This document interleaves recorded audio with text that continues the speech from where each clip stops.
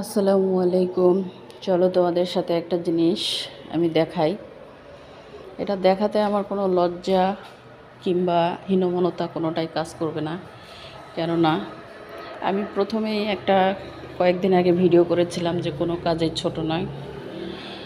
তো এই যে দেখতে পাচ্ছ, এটা হচ্ছে আমার গ্যারেজ ঘর। আমার বাড়ি তো এখনও ইনকমপ্লিট। তো এই গ্যারেজ ঘরে আমার 4টা মুরগি আছে।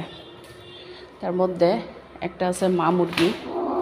মা মুরগি হচ্ছে ও হচ্ছে, এই যে দেখো, এটা আমার একটা লক্ষ্মী মুরগি। ও ডিমের তা দিতে বসেছে, এই ডিমগুলিও দিয়েছে। তো এই ডিমগুলিও বাচ্চা দেওয়ার জন্য তা দিতে বসেছে। আর ও আমার এত লক্ষ্মী একটা মুরগি যে ও ডিম দেওয়ার ঠিক 15 দিনের মাথায় আবার ডিম দেয়। আর ও মা মুরগি এই জন্যই যে ওর আরও 3টা বেবি আছে, যদিও তারা এখন আর বেবি নেই, তারা সাবালিকা হয়ে গেছে। এই যে তার মধ্যে একটা দেখতে পাচ্ছ।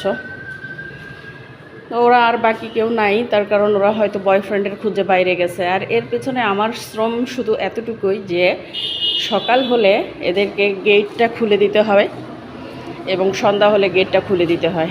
এটাই হচ্ছে ওদের পেছনে আমার শ্রম। আল্লাহ হাফেজ।